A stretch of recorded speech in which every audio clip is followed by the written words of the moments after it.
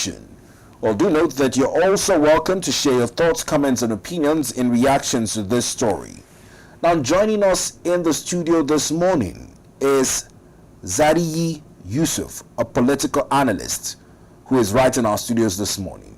Well, good morning to you, Mr. Yusuf. Good morning. Nice to have you on the program. Yes, it's a pleasure to be here. Now let's start with the conversation around this year's Democracy Day celebration. Well, it was formerly May 29. It's been changed to June 12 to honor the late MK Abiola. But beyond which, we hear that the president will be addressing the joint National Assembly. And I think it's symbolic in the sense that the parliament signifies our democracy. It's been 26 years of unbroken civil rule. How do you see the plans on ground for this Democracy Day celebration? Well, let me start with, that part where there would be the conferment of some national honors to select lawmakers. Yes, select lawmakers. Because once I had that, my mind started running through whether collectively, what have they done? And as individuals, I don't know how many of them would have done anything, because it seems what the National Assembly has been reduced to is the kinds of heroes we find in the National Assemblies are those who just happen to fall victims of the system. But when you check, you'd realize they have also victimized others. So he must have done something that the majority are not okay with, and they make a victim out of him, and then he looks like a hero to the people. But with regards to what democracy means to the people, I can only say June 12 is not, as at today, we can't celebrate it anything outside of what MK Abiola did, what happened then, June 12. But with regards to how it affects the masses, it's quite unfortunate. Of course, since 1999, I'd say the civil rule, let me use that word, has been on. But in terms of it being democratic, I think we have left that track some time before now. And of course, celebrating it, we would say the only thing again is just the symbol of the fact that the barrack boys are not the ones in power. It's not the khaki guys. It's people who are civilians. But with the manner in which things are going, with the way things are flowing, especially now that quite unfortunately, I'm sure we might get to that conversation in the course of this session. But democracy, I'm trying to understand what we are struggling to. I'm struggling to understand what we want to celebrate outside of the June 12, the significance of it in terms of the June 12 election. Then I don't feel much different from, how the poor governance was. I would really let's look at some of the indices that would judge the statement you made. Let's start with the parliament. We have red and green chambers, the Senate and the House of Representatives. Now, in terms of that being a true representation of the yearnings of Nigerians and what they need as needs assessments with what is now famously called the constituency projects, as against the laws that they are supposed to make to better the quality of life of Nigerians. Would you say in 26 years that successful, what I call them now, parliamentarians, let me use for a lack of a better choice of words, have been able to translate the yearnings of the dividends of democracies to their constituents? They have not. Bukola Saraki, Dino Melaye, and possibly a couple of others were the ones through which Parliament, as we knew it, or as we know it, did its final kicks before it died under General Muhammadu Buhari. I would remember certain governors celebrating because they were able to stop them from coming back. I know Dino won, and then by some miracles, the court took it away from him. And some people will tell you, we are very happy they are out of place, so we get to borrow as much money as we want to borrow. But so that gives you an idea of what exactly the National Assembly, those representatives did. bad or good as they were, they understood why they were there. They were not there to kiss the feet of the president or to lobby any governor. Okay, let's do this for you. Let's allow you to do this so that next time we switch places. I don't know if I would call them successful, because as it is, basically the president they should make him sit up. He should contemplate a lot before taking a step, before leaping, because these are people that will call you to order. Because all they would do is to ensure that the interest of their constituencies are represented, which is quite unfortunate, because there is hardly any policy the government has rolled out, anti-people policy, anti-masses policies, that hasn't passed. Now, there have been some they've stood down. There's been some they stood down when it came to the increments in the bank deductions, which were now called those cybersecurity levy. They outrightly kicked that one out. Yeah, but that's one I can remember off the top of my head. Well, the truth is, I think it's a case of, a woman is suffering from getting raped every now and then some group of people decide to insist that the rapists start using condoms so they don't get her infected. I mean, you are dealing with people who would need maybe twice the minimum wage to afford a bag of rice. People who think that they own oil wells, but they would need to pay about 1,000 naira to access a liter. People who basically survive from hand to mouth. As far as let's even say the imaginary middle class was concerned, the middle class is the masses now. You don't earning between 500 to 1 million naira. You are still a poor man, basically, because you are doing exactly what people who earned 50,000 naira at some point in time are doing. So when you roll out major, because these are just irrelevant things, okay, the levies are there, the taxes and all of that. And the truth is that an example is somebody saying you should applaud the government because a liter of fuel sold for 1,150 and now it is 910 naira, or it's 1,000. So you should applaud them for something. Well, basically there was a point he met the economy. The assumption is that you should either make it better, or let's just know you as the one that came and passed and just left things the way they were. Prior to this administration, we were already taken off the path of development. We were retrogressing.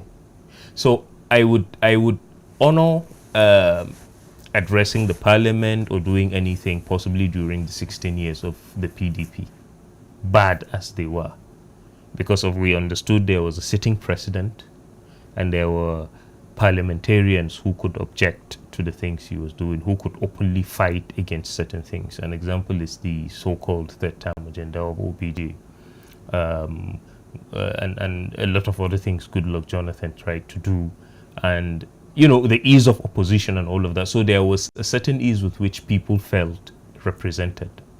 But we are just dealing with a group of people that are absolutely insulated with whatever affects the masses. Now, another yardstick for the measurement of how democracy has fared in the last 26 years would be the conduct of election. Now, particularly one election that continues to be criticized for some of the flaws or the overarching influence that it is porous to is the third tier of government elections, the local government elections. Now this government has been beating its drums on how much it has fought for local government autonomy, but a number of analysts, much like yourself, that have had the privilege of hosting on the program have said that it has failed to translate into improved elections at that level or even functional local government areas. Where do you stand in that debate? Well, the truth is that every governor, and as it is now, unfortunately, they have lost. I don't know if I could say actually the governors have any executive powers. I don't know of any that has made any statement that looked like the masses elected them. They all function like appointed officers by the president. I mean, how did we get to a point where just 2 years into an administration, even before 2 years into an administration, you're already pledging allegiance to the sitting president, guaranteeing his re-election as governors. Every governor would have to measure, would have to be careful what he reads out as a press statement. Every governor would, if he makes a bold statement, just give him 12, 24 hours. He would issue another one explaining how he was misunderstood in the first place. So the first thing I noticed is that while they wielded their executive powers prior to this government, what the local governments were to them were their own spheres of influence, basically. And the federal government or the president was also not innocent in that regard. So it's all lies when people sit down and say they are working hard to see that local government have autonomy. It's all lies. How hard did they have to work to remove subsidy? How hard did they? So, of course, certain things might just be within the executive powers of the person in office, and some things are legislative, but that is not really true. The local governments are their conduits. That is where money is stolen. That is, and those places that try to reflect elections, basically it's more like you and me sitting, and then somebody, you get me a list of names, and then I say, okay, go, and let's run it. So it's not exactly an election. There is nothing democratic at the local government level. There is nothing democratic. It's just we make it look that because that is where all of the money is stolen. You know, if the guy is not, I mean, not long after this administration began, some local government chairman went to kneel and beg a particular governor. I can't remember of which state. I don't know what one of them said or something of that nature. And he was looking at them as ingrates. He did them a favor, and they dared to bite the hand that, you know, fed them. You know, so that basically is what our notion of democracy is. So at the local government level, it's just criminality, and that's all. If you are an ally of the government, possibly by now, you would have known whether you would be a local government chairman or not. But it has nothing to do with what the interest of the people at that level are. It's just my own sphere of influence, you know, how I get to control things and all that. So the governors are against it. The presidency, too, is not exactly as if that's what they want to do, because they need people to guarantee their elections, and that basically is what the local government serves to them, and nothing more. Now, 26 years of civil rule in that case has also been characterized by calls for rotation of presidency. The calls are also alongst the margins of more representation for regions. Creation of more regions has also been echoed around those sentiments of marginalization. Do you foresee our democracy being one that engenders true federalism, true federal character principle as well, in terms of those who now feel marginalized, feeling better in terms of positions of governance, either elective or appointed, over time as we've progressed? Well, the truth is that some people will tell you there are too many states already, and it has not solved the problem and all of that. I think it's a lie. Nigeria is a very big country. There are some big countries you see on the map that actually may not just fit into more than one state in Nigeria, even in the first world countries, so-called. Yes, there are regions that have been marginalized, and you can't solve marginalization by giving political appointments. Of course, the regions need to be politically autonomous. An example is when Abacha created the 6 geopolitical zones. There were certain delineations that didn't really reflect anything much. It only subjugated people. It balkanized certain groups. For instance, the Middle Belt or Central Nigeria should have been an autonomous region. So, but you can't carve part of them in the north west, carve part of them in the northeast, and then leave some of them in the north central. The reason is because people tend to thrive better when they share cultural and spiritual bond together, no matter how bad they are.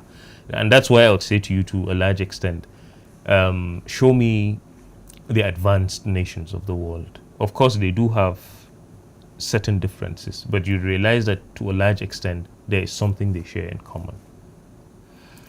Of course, there would be competition, but it would be a healthy kind, not the kind that is characterized here with our differences in ethnicity and religion. So, and that is the reason why even appointments, political appointments won't solve the case of marginalization. So how do we solve it now? You would deal with it with, because if you'd ask me, rather than say, begin to create regions and all of that, let us dust up the confer document. Because that is one document since Nigeria's independence that Nigerians sat down and agreed upon.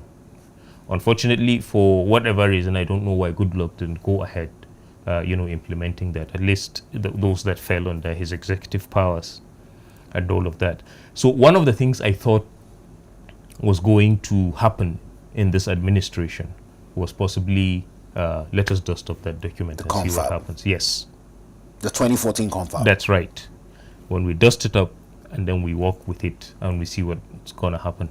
The reason you have problems in the country is because there are people that are marginalized. Let me give you an example. Southern Kaduna is a very vast land with millions of people, with about a population of 6 million people. It's a big place with almost complete absence of state or federal government. So they are just the people. By size, they should measure up to maybe at least two states in the southern part of the country. But the whole region is almost 3 hours from the state capital. And the highest political office anybody from that region has aspired to is to be a senator. And so how do you deal with such cases where you find vast lands and then people balkanized into different regions, and it's supposed to be in the northwest? In the north. What do you call it? Yeah, central. Not central. Is Kaduna in north central? Yeah, I think the north central states should be Plateau, Benue. Yeah, Nasarawa. It should fall in the northwest. The KKKs. That's right. But so there is a disconnect, culturally speaking, geographically even. Just like when you refer to Taraba as northeast. Taraba basically lies almost on the same line with Oyo State. When you look at it's actually Benue, and sometimes when you look at it, you discover that Oyo and the lower parts of the southernmost part of Oyo State and all that. So you picture, how did these things happen? They happened without the interest of the people. They were coined for political advantage. So the confab document is what I would hope possibly this government would look at, dust it and fix it, regardless of how they handle the economy, because there are certain fundamental issues that once fixed, they would deal with some things. But for as long as the economy is that of allocation, whether I do good or bad, I know there's oil to sell and then there's money to flood. I mean, everything keeps running the way it. Now, before we move on to another subject to discuss this morning, on the issue of this silent agreement about power oscillation. Now, the conversations on the Southeast haven't never produced the precedents, and as much as now a president has emerged from the Southwest, the next party should be taken to is the Southeast if there's any bid at ensuring that this democracy is seen to be working. I don't know if is it one of the ways to mediate post-civil war. What's your position on this oscillation to the Southeast? The truth is that we are just beginning to, as a nation, we are just beginning to appreciate the damage the Civil War did. I remember very well during the electioneering period where the major candidate, Peter Obi of the Southeast, there were people that went around basically bringing up the sentiments of the Civil War. And I kept wondering who should actually capitalize on that. Is it not the Southeasterners? But people capitalized on it and said, no, you can't do that. These people are like this. These people, a vote for any candidate from this region is a vote for Biafra. A vote for any is a vote for secession. So you would notice that much as the rest of the country did not suffer the injuries inflicted on those people during the Civil War, we keep revisiting it to victimize a certain region. Now, that's one region that, after the Civil War, I'd say, by virtue of who they are, have thrived with least dependence on the federal government, whether in terms of political appointment, business opportunities, employment, or whatsoever. So the question is, how long has power shuttled between the so-called Southwest and Northern Alliance or whatsoever?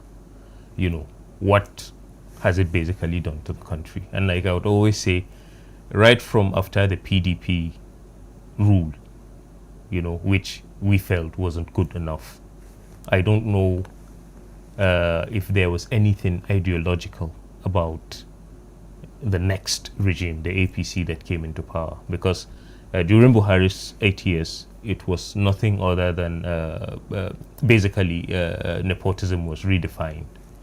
Okay, and then Tinubu came in, and it's more like it's my turn to do the same thing.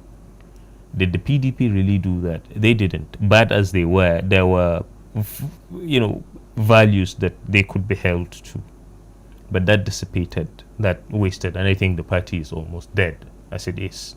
So the Southeast has always struggled, and there is this condescending behavior the rest of Nigeria tends to have towards them, more or less. Come and deputize for me, that is your only sure path to the presidency. And this one says, come deputize for me, that's your sure path to the presidency. So it looks as if any candidate that dares run for office from that region looks like somebody that's trying to bite more than he could chew.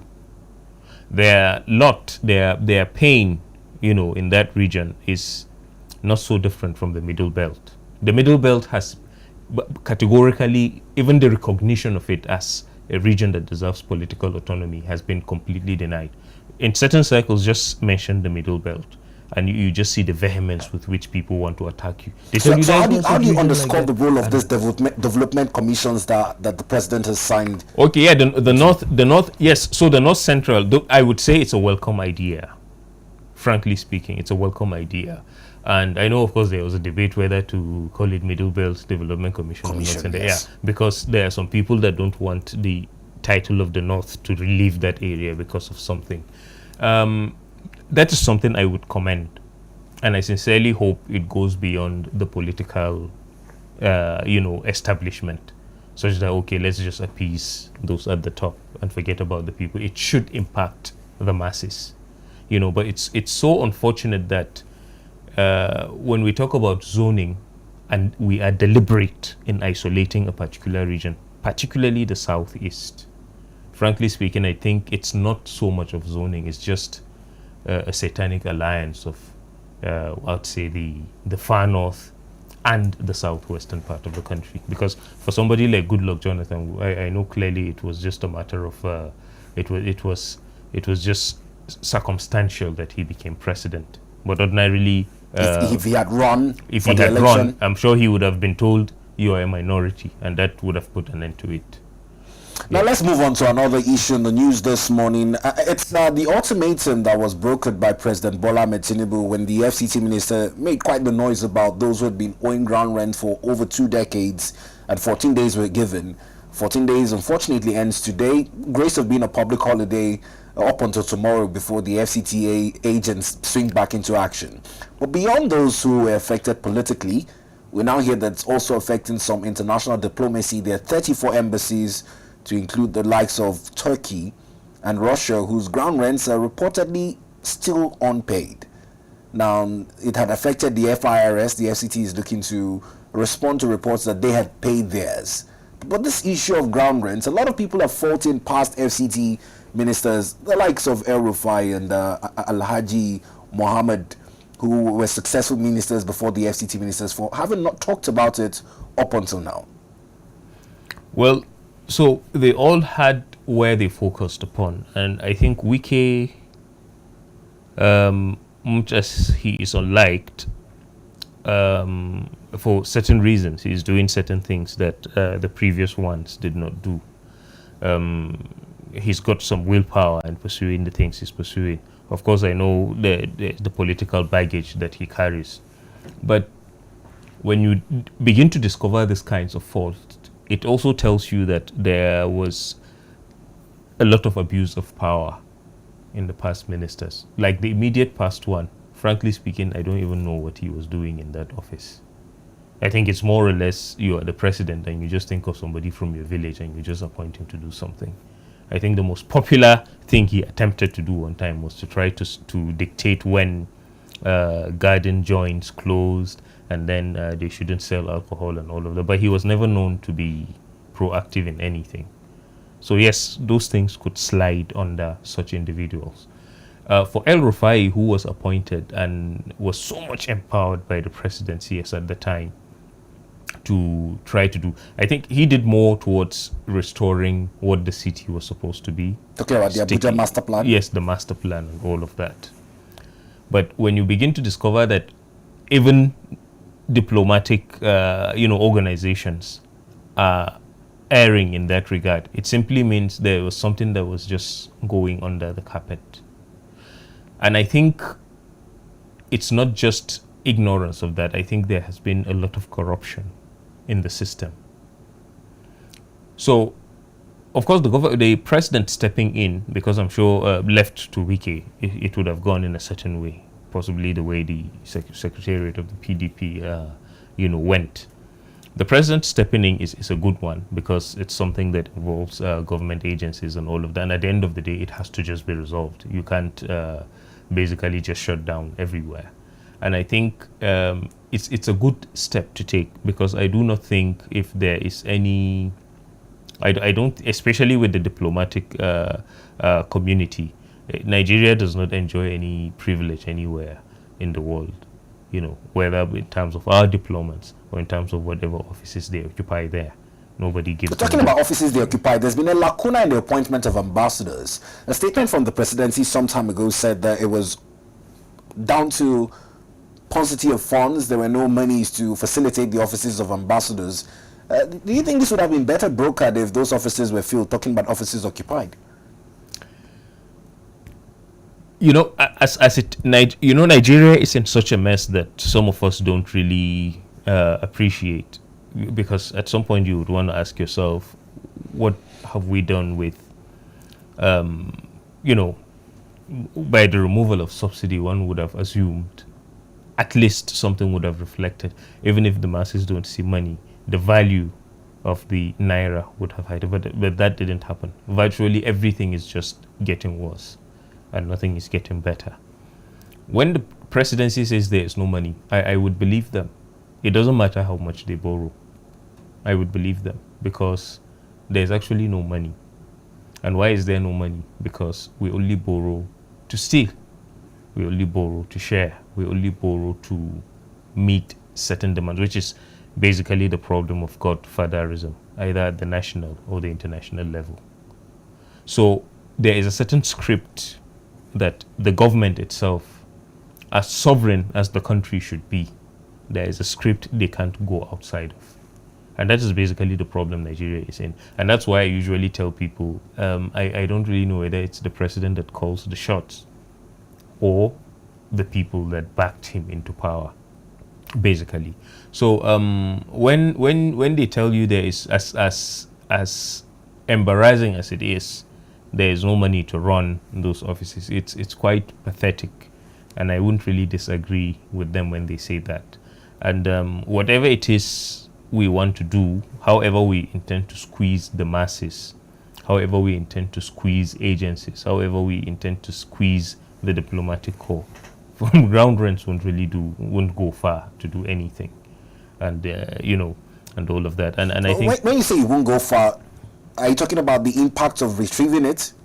Well, the impact of retrieving it would actually reflect a functioning government. And then I know he did say that to get all of the projects he is doing going, he would need to do that. And that's quite important. But with but that's just the FCT.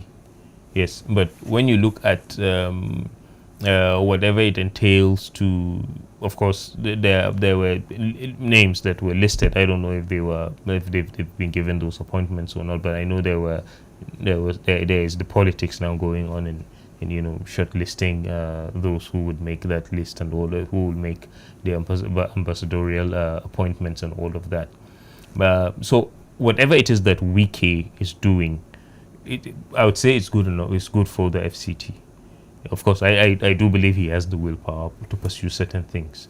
But beyond the FCT, beyond his projects, because I know he would always say, I'm doing projects when you are not asking where am I getting the money and all of that's why I need to do this and do that. So that's good for him.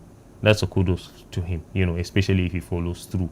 Let us just hope it's not a settlement kind of thing where, I steal 10 billion or I'm indebted 10 billion and I'm able to just give 1.5 to somebody and then I'm free. That would still bring, because if somebody thorough comes again, it will still bring it up. So it's just, whatever it is that's happening, I don't see it going beyond Wike and the FCT if he will be faithful to what he's doing. Now, borrowing from this, is it becoming a shocking practice that institutions of governments are owing humongous amounts, noting that even the presidential villa was called out for owing electricity bills? These are just symptoms of a failed state. A situation where it's easy for things that should not be to be happening. Because when you become an authority to yourself, when you could actually operate even outside what is constituted, and then the government does not have the power to check that. It doesn't start from the private world. It starts from government agencies. It starts from government agencies where I just retire as a director and possibly the vehicles just retire along with me. And that is fine. Nobody checks that. It happens when we could just sell possibly an area that shouldn't have been sold, but you get to just sell it and then people just build their houses and they live there, and that's fine. Since they're government officials. Yes, and that is the reason why it's happening even at that level. Because it's the presidency. So isn't that nobody? It's concerning to me, and I ask because you and I know that in our houses where it's metered, it's almost impossible for you to bypass the system. If you don't buy units, you don't get electricity. Does that speak to the fact that it's more like a rule that doesn't fit all?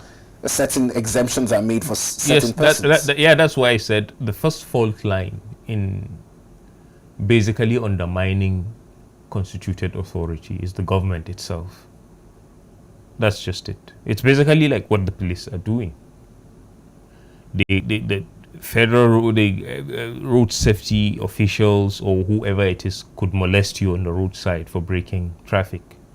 But once they're in a hurry, they beat traffic, they drive one way, they do whatever they want to do. They blaze their sirens, they break the law and they just pass. So the first category of Nigerians that undermine constituted authority would be the government. And that's the reason why you find these agencies not doing it. And the truth of the matter is that they are not just avoiding it. Somebody is stealing the money. There are no two ways about it. Somebody is stealing it.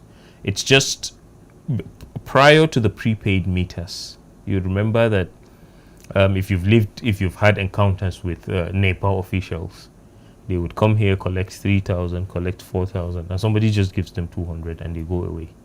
And it keeps piling and piling and piling. It wasn't learned from the bottom. It was learned from the top. So there's somebody actually doing all of those things. There's somebody stealing the money. That basically is what it means. Well, quite interesting takes from Mr. Yusuf this morning. Our next conversation is on the re-election bid of President Bola Ahmed Tinubu ahead of 2027. The Progressive Governors Forum, led by the Imo State Governor Hope Uzodinma, has endorsed the president for a re-election. This endorsement was also done at a mega rally held at the banquet hall earlier in the months that preceded this month. And right now, it's also on a reaction from Senator Aline Dume, who's been sort of dubbed an anti-President Bola Ahmed Tinubu campaigner. He's been the most recent to speak, and he said that judging from history and what happened with President Goodluck Jonathan's re-election bid, despite having 22 governors, he says the then President Goodluck Jonathan, using his words now, failed woefully. And if he's judging based on that, endorsements do not count for much. These comments are also coming off the back of certain other reputable persons in government who have said that the 2027 election would be the APC versus Nigerians, and the amount of the campees going to the APC would count for nothing. I don't know what you make of the strong comments from Senator Lindume and the likes. Unfortunately, Bola Ahmed Tinubu is not Goodluck Jonathan. By their disposition, by their political antics, they are two completely different individuals. A Goodluck Jonathan would not, as a former governor, pull the stunt Bola Ahmed Tinubu did in 2015 and 2023. So they are two different human beings. Their sensitivity to the plight of masses, their composure, they are all different sets of human beings. So yes, so Ali Ndume could boldly make that statement with regards to Goodluck Jonathan. And with regards to Goodluck Jonathan, I think if he had 50% of the kind of ambition Tinubu has, for the presidency, Buhari wouldn't have gone anywhere. And I hear people always give him credit, saying the way he accepted defeat. Yes. Many Nigerian leaders will not do that. Yes, no, they wouldn't. It was odd. It was surprising. And many people will attribute the mess we are in to that noble thing he did. Because for someone like me, even though I didn't vote for Buhari because I knew what we were going to face. A lot of us knew what was going to happen. It was more like, no, let's not just make the trouble.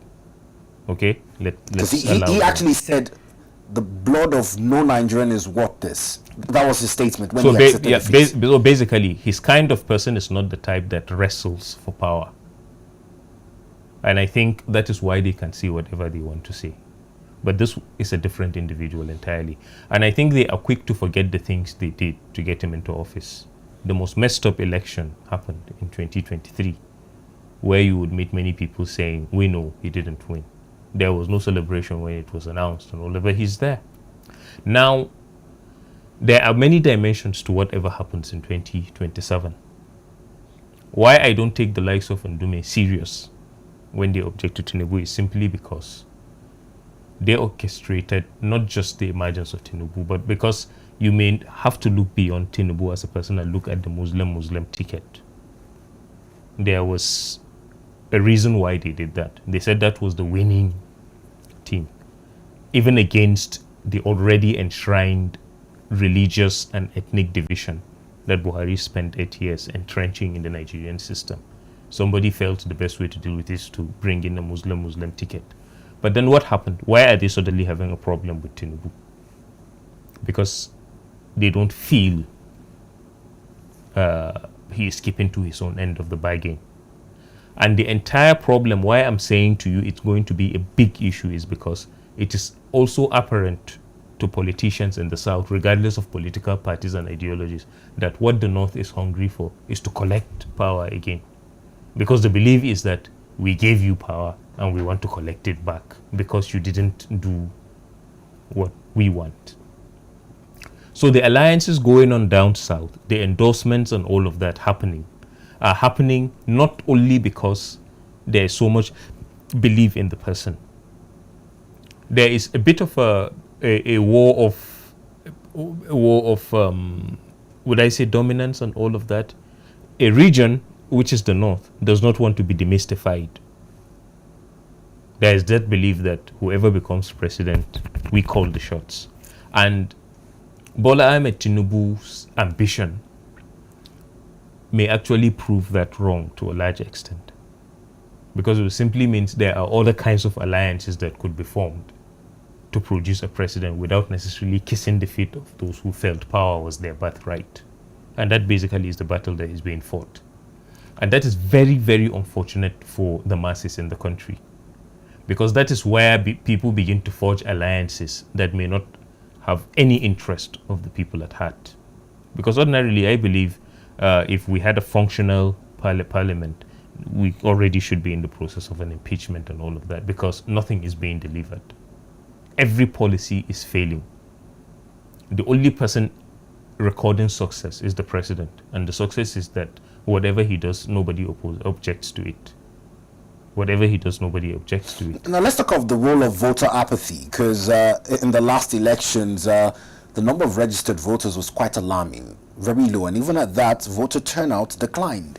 There were incidences of voter intimidation that were caught on camera, but up until now, there's been no prosecutions. Going into the 2027 elections, do you see Nigerians boycotting the elections? Let me be honest with you, there was no voter apathy in 2023. As much as it was in the preceding year? No. What I'm saying is there was no voter apathy. People turned out massively. Possibly not as much as there was voter registration. What happened was there was massive rigging. And the best way to rig was to keep the figures low and just deal with it as voter apathy.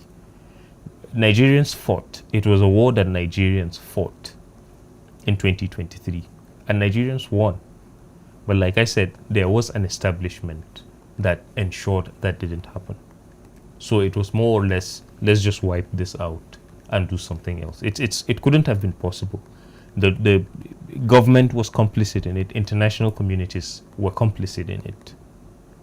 Because somebody would tell you, how do you claim there was rigging when there was voter apathy? Look at the number of people who registered and look at the number of people that just turned out to vote. It's a lie. People came out, people voted, and people know what they did.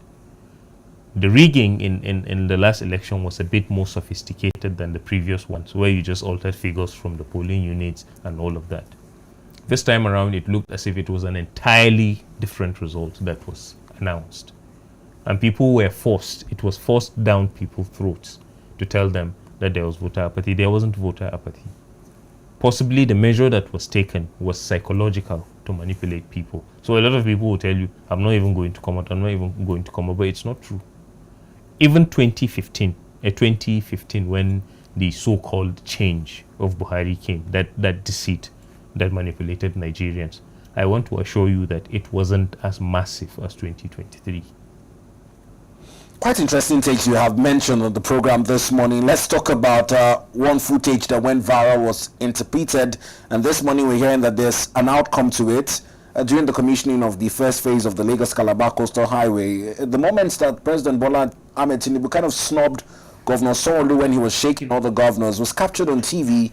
A lot of interpretations were that they had fallen out of cordiality.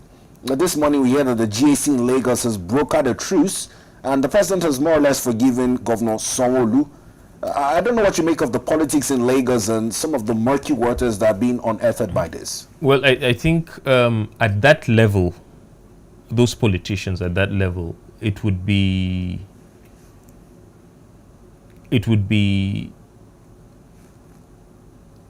odd. It would be, unfortunate for the ordinary Nigerians to want to take anything they are doing seriously, frankly speaking.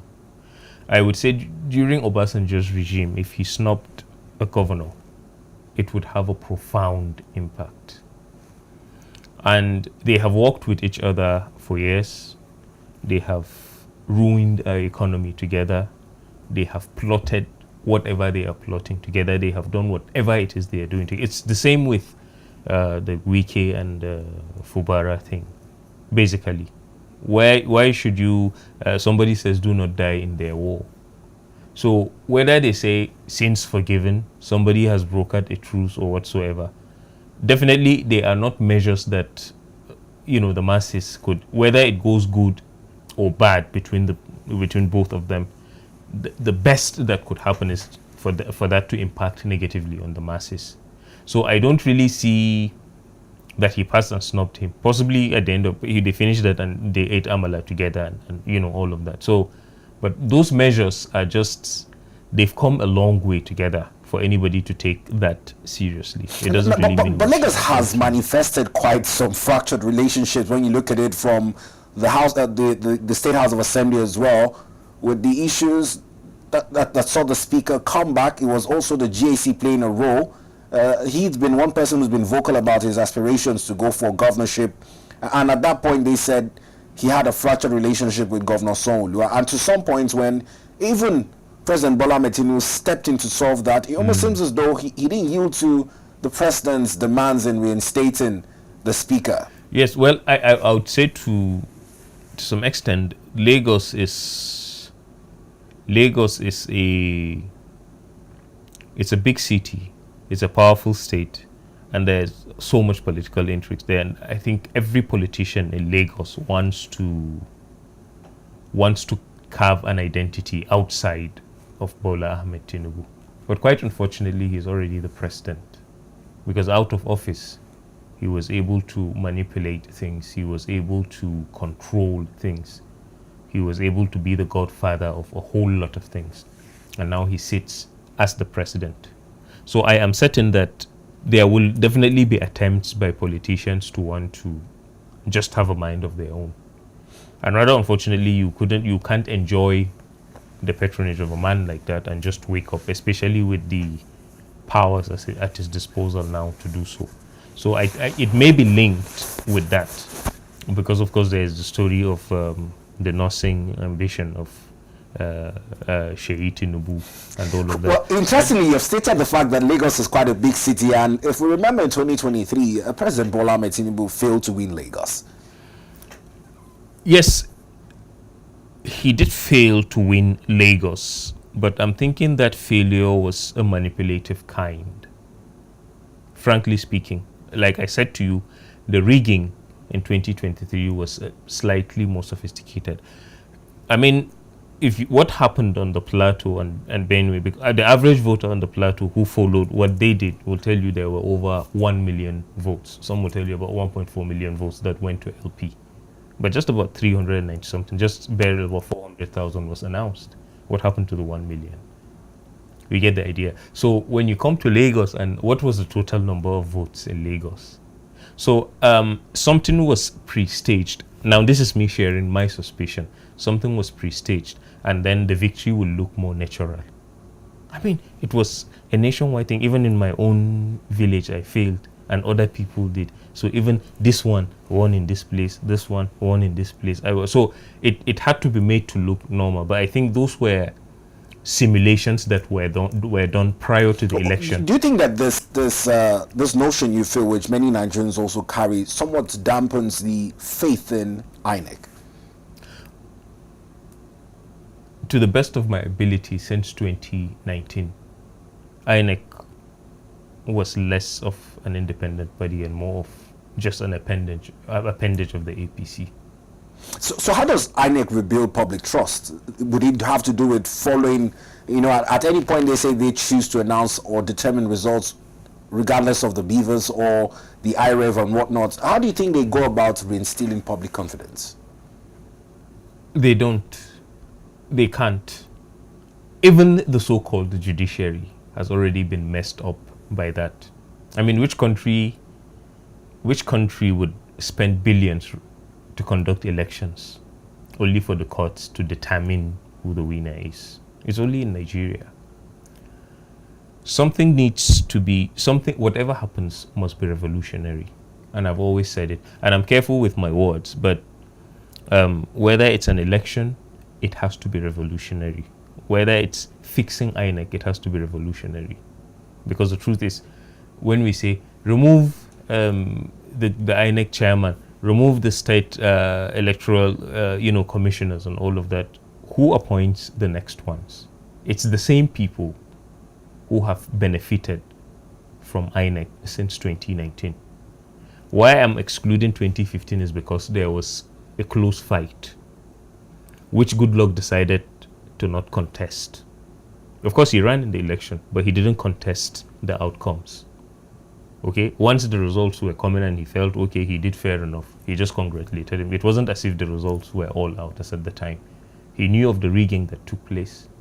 He knew of the sabotage. When they say 22 governors pledged allegiance to him, he knew of the sabotage that happened. A lot of the people in his camp, and I'm tempted to say possibly more than half of them were all saboteurs. They took money meant for their campaign and did something else. So we can dismiss 2015 and say, of course, there was a close fight. So there wasn't so much of INEC, complicity in anything. But in 2019, and 2023, it was just something else, especially 2023.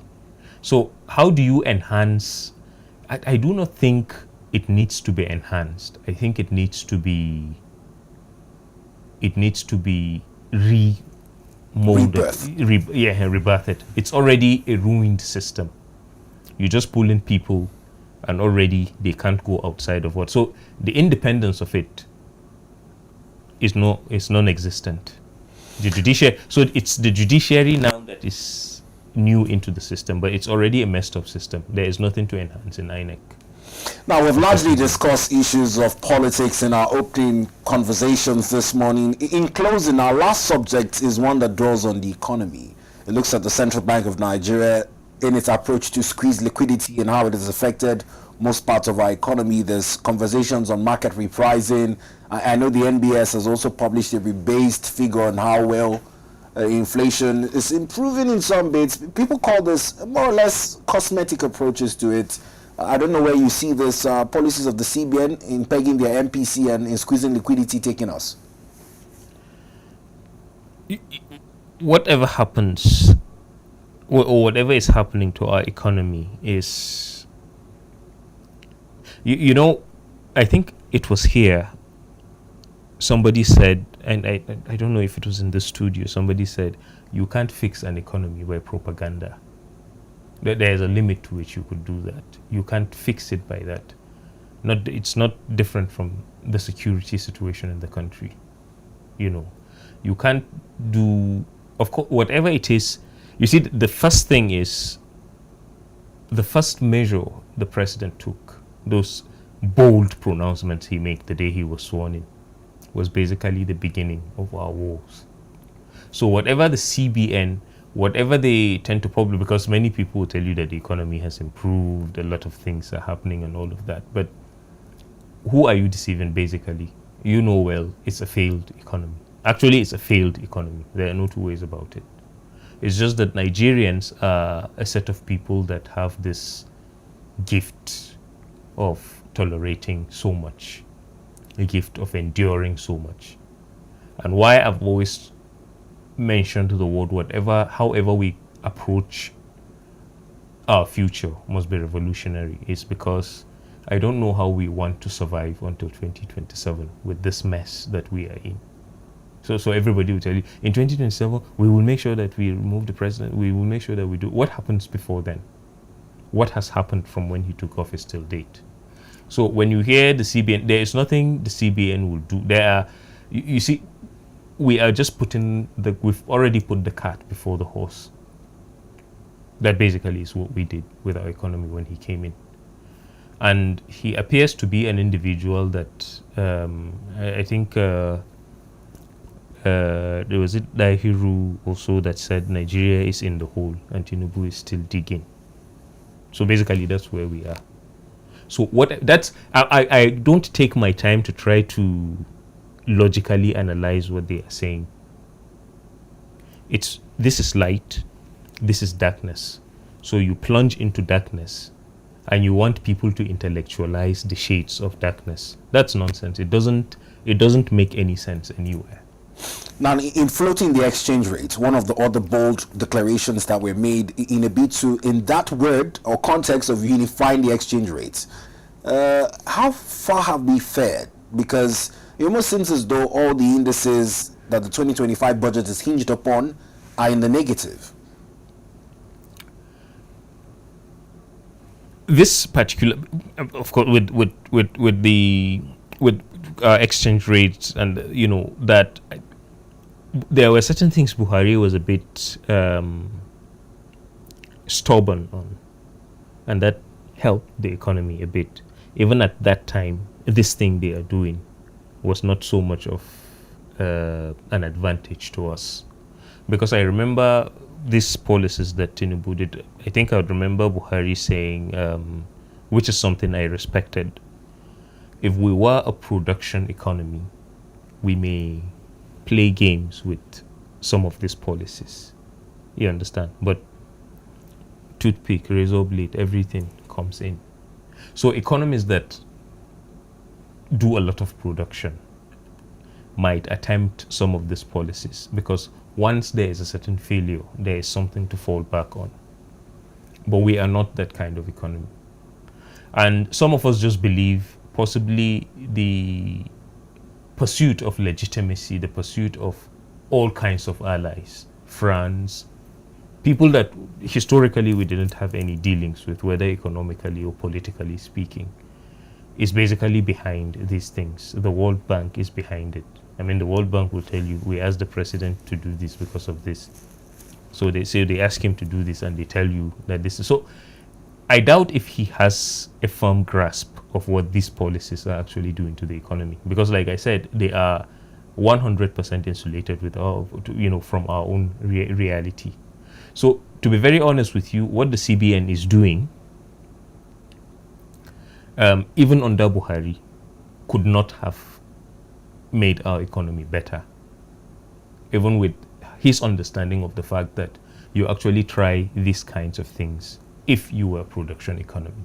And so he didn't yield to, say for instance, removal of subsidy and all of that, maybe floating the naira and certain other things. But I don't know if we have an economic team. And frankly speaking, like I've always said in platforms like this, I don't know if it is the president that is running our country.